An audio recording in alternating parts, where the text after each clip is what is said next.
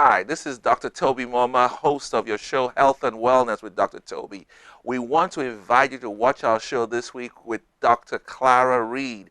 Dr. Clara Reed is a master's student who's a nursing program graduate from Mississippi Valley College, and she also has a doctorate degree, honorary doctorate degree from Jackson State University. She's currently the CEO of Mid-Delta Home Health and Hospice. She's a Christian pastor, runs a church that is about 600 members strong, employs a home health company that employs about 600 members, and she's pioneering diverse investments in the Mississippi area. You will be encouraged, you will be inspired. Married for 54 years, 2 children, 13 grandchildren, a successful mother, wife, pastor, preacher, grandmother, great-grandmother now. We want you to hear what she has to say to inspire you. Don't forget, join us this week. Dr. Clara Reed is my guest. God bless you.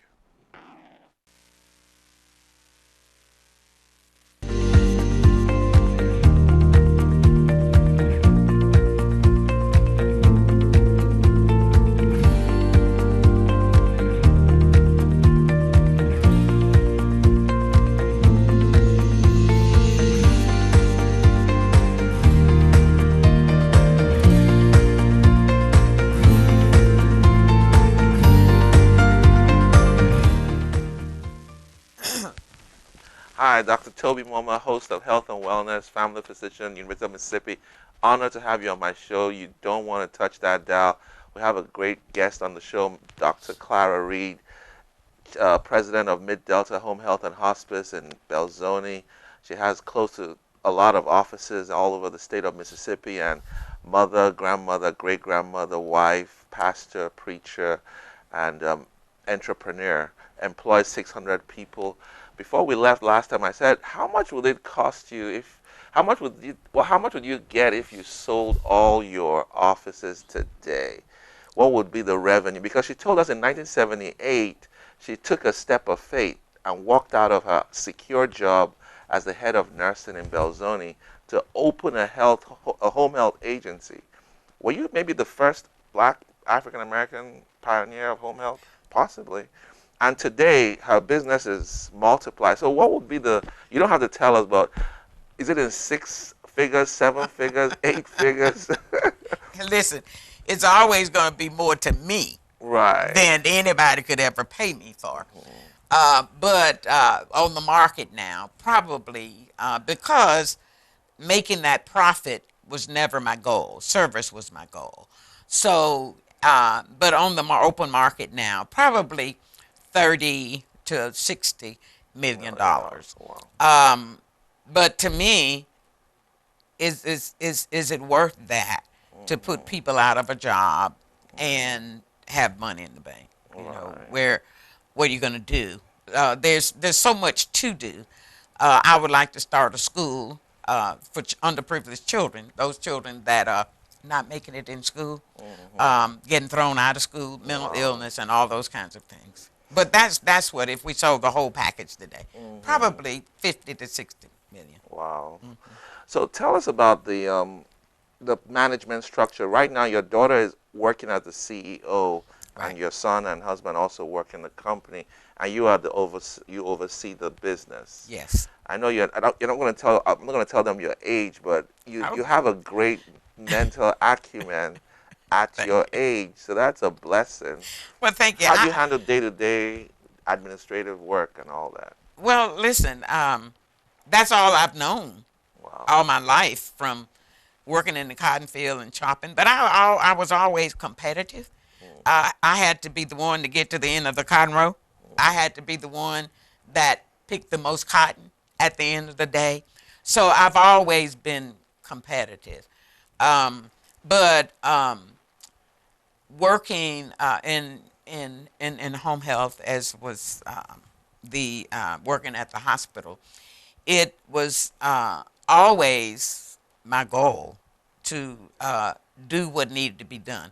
For instance, I'm a pastor, but I clean the toilets, I sweep the floor, I help serve, I do all those kinds of things.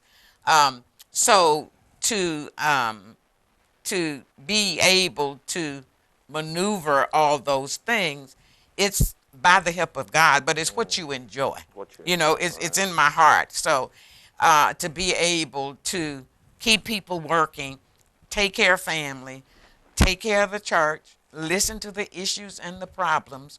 But I have the structure of the church. I have uh, four co-pastors Co-pass. with me. So I don't preach every Sunday. I Every don't Sunday. bring the message every Sunday. But I teach Bible study on Monday night. Wow. We do have youth fellowship on Wednesday nights. That's where the children come. And we have children and youth church.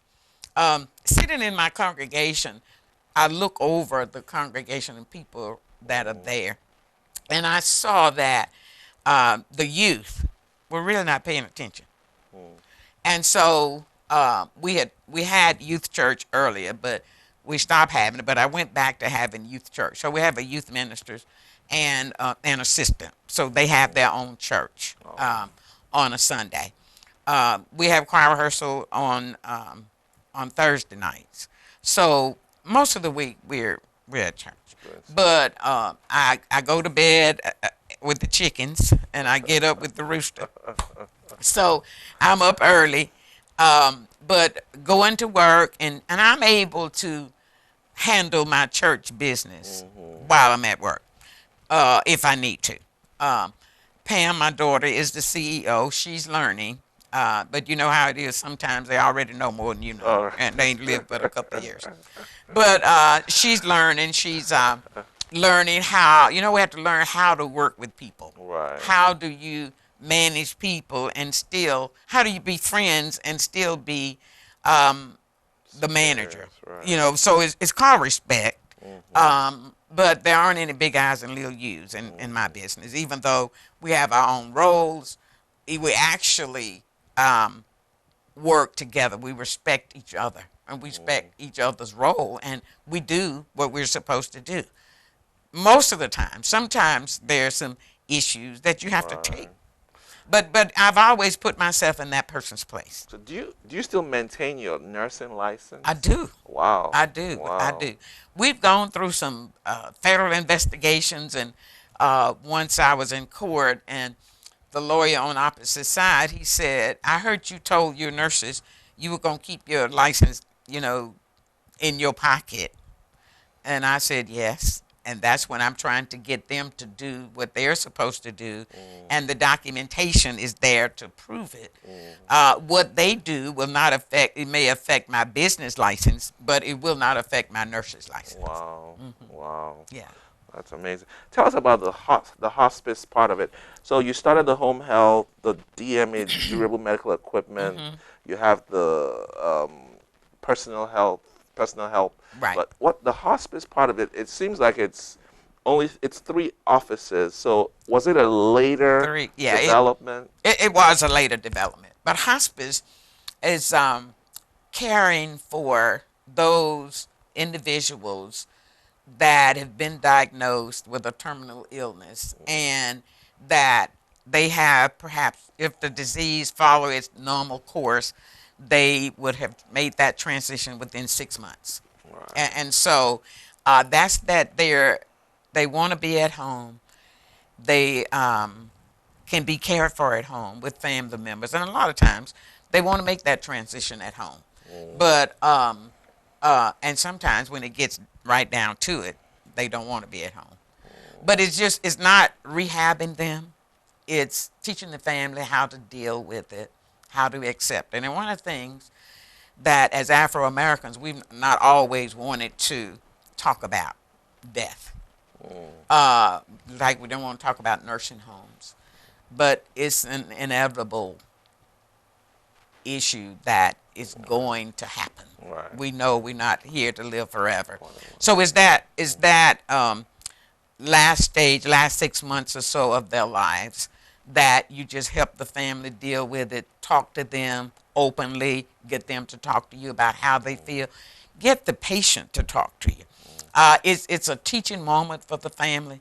For instance, one of the things that I always tell families, when patients are restless and they're trying to get out of the bed, and they may be calling somebody that's already made the transition, gone on to heaven, sometimes they're not saved. And if they are not saved, then we provide that the minister, other family members, to get them to accept Christ. And once that happens, they rest in peace. Oh, wow. And I say, when they are talking to someone that's already made the transition, God never lets you walk alone. So it's somebody that's already passed on that's coming back to get you, Wow. to walk that journey with you. So it's amazing, and patients, families understand, and it gives them opportunity to make amends, to say I'm sorry, to I forgive you, you forgive me, and then when that person complete that transition, all is well. All is Tell well. me, what's your greatest joy in nursing? I mean, for 50, probably 60 years of nursing, what's your greatest? I mean, if you're talking to a young girl who's about to finish high school and she's torn between what profession to go into, what would you tell her about nursing to make her inspire her? Obviously, you want her to go where her heart is, but and what God Yeah. wants her to do. But for you, what would you tell the rest of the world about this choice of nursing that you made as your career? Well, you have to think long and hard about what makes you happy.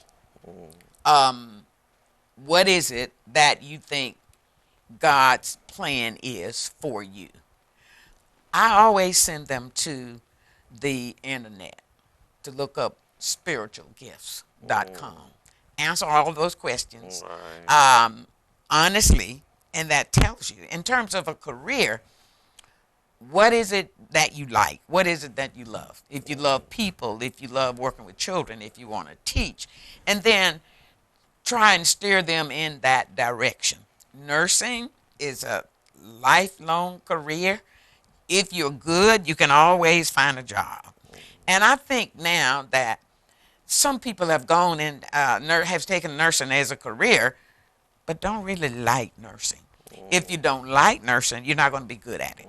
If you Right. don't like working with people, you're not going to be good at it. Right. If you don't like people for their color or the way they smell or the way they look or how much they weigh, when you really have nursing and caring about God's people in your heart, those things don't matter.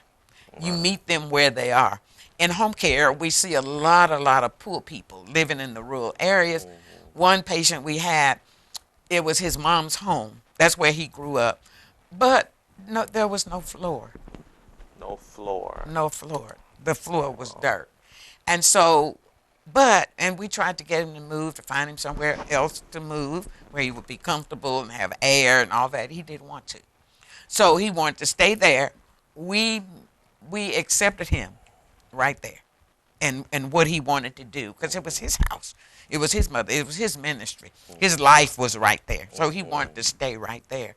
So we accept people for who they are. And with people, there's only one race, and that's the human race. With okay. our ethnic group, sometimes our young people don't understand. So I've had nurses call me. This lady asked me to go to her back door.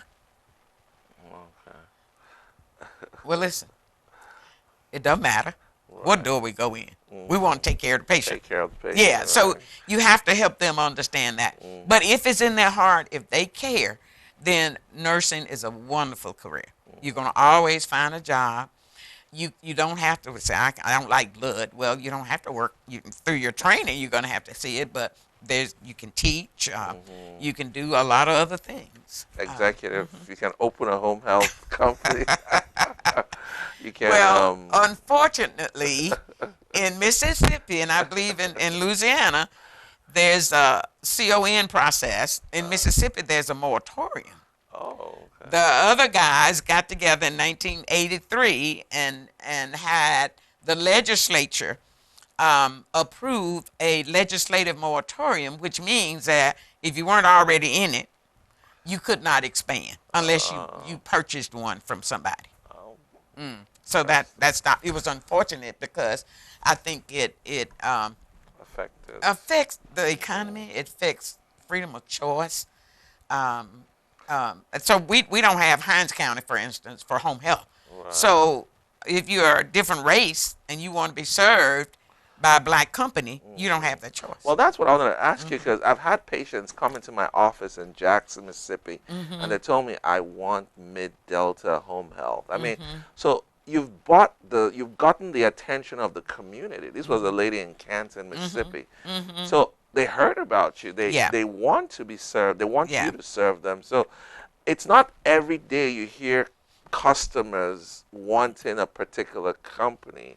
Mm-hmm. So how did you make that? I know you said service, but I mean, I know you didn't go around giving them dollars or No, bribing no, them. So absolutely there's not. something that has given you this open door to the community that they want Mid Delta to serve them. So that's I think it's a lesson we need to Thank you. learn. Yeah. Well, it's caring. It Mm-hmm. doesn't matter who you are. Like I said before, it doesn't matter what you have or don't have. Now, for instance, I still make home visits. Oh, Okay. So if a patient calls me or calls the answering service, no nurse is available, then I get up and go. oh, wow. So they get to meet me, they Mm, get to see me. I will call them if they have issues and problems. I don't push that problem off to somebody else. I call them myself, mm, and then we can work those things out. For instance, one of the nurses called me and said, "We got an issue. This patient needs IV 3 times a week. I mean, 3 times a day." And the daughter says she's not going to fool with it. She's not going to do it. So I got her name and number and I called her and I walked her through it. I said, here's what we're going to do. We're not going to leave you until you're comfortable. What we want you to do is watch us do the IV. And when you're comfortable, then mm. we can watch you do it Right. until you're very Very comfortable with that. comfortable. So she said, okay. And so I called the nurse. I said, here's what I want you to do. I want you to give her a lemon or an orange and give her a syringe and let her practice. Practice. You know, because some, they're diabetics and the daughter of the patient may say, I'm not going to ever stick myself. Mm-hmm. Well, give them an orange, give them a lemon, give them a syringe, let them practice. See And how pretty it's soon, done. so it's the caring. Mm-hmm. You never get so um, high and mighty Right. that you don't remember where you came from. You Mm-hmm. don't, because listen, we can't make ourselves. It's the patients that we serve make us, and they That's talk right. about. If you provide good service, they gonna They're tell it. gonna tell If all you the don't people. provide good service, they gonna tell that too. That's right. So is that caring aspect, and you Mm-hmm. never, no matter how high you go, or how much money you have, or where you live, it doesn't matter. You always have to remember where you came from. Now, Miss Reed is in her 70s. I'm not going to tell you her age. 77. Oh, you don't mind saying I that? don't Okay. mind. I love it. Any regrets in your lifetime, if you were to rewrite the history of your life? Is there anything you will say, I wish I had done this earlier, I wish I hadn't done this at all, I wish I didn't go into this, or I wish I hadn't made that partnership? I mean, is there any regret? I know hindsight is always 2020, Hmm. but what do you think? Is there some? Obviously, you love everything God has done for you, but for the learning of our young people watching, you know. Um, I guess over your lifetime, when you've worked and lived as long as I have, there are always things that you think about. Well, I shouldn't have done this, or I should have done that. But actually, I don't know if I would have done anything different because along the way was a learning experience for me. Right. It was, and I did what I needed to do. I guess again, our marriage lasted because um, we were still, I mean, we husband and wife, but we had our own paths, Right. our own roads, but Mhm. dinner time, morning time, and loving each other and respecting each other and all of that. But I can't really say um, that there was anything that I would have done because I learned from every experience. Okay, so I reared my children at home. They wasn't staying off with somebody else and all of that. I took care of them at home. Worked, went to school. People, when I was in RN school, after I finished, people said, "We haven't seen you in 2 years. Where you been?" At my kitchen table. So when I got home, I did what I had to do for Pam, fixed dinner, there I was at my kitchen table until I Wow. finished. Wow. Hmm So I don't think there's anything else because I my home is in Isola, Belzona, so I didn't want to live anywhere else. I could have. It was just too Right. busy for me. So You told me you don't like flying, so maybe that's another reason. I'll fly before I get on a boat. Now Okay. I've gone on a You cruise don't like. until I watched the Titanic. I won't. I won't do that again. I think it's awesome, and some of our staff, like every other month, they're going on a cruise and all this. Go ahead, I'm fine. Now, one of the things I'd like to do, and that's fish. Yeah. Okay. So we're planning. My husband and I both. That's something we have in common. Is beside our families and work is fishing, a hobby. What's the reason why there's such a scarcity of nurses? I know we're battling that at UMC. I mean, what do you see that in your Yes. home health business too? Yes, we do. Um, I think that they've heard the stories of what nursing is and sick people. Some of them may not be able to pass the test like I did Okay. to get into. I don't know if I could talk somebody into letting me in nursing school these days. But I think that's probably one of the reasons preparation to get into, and then money.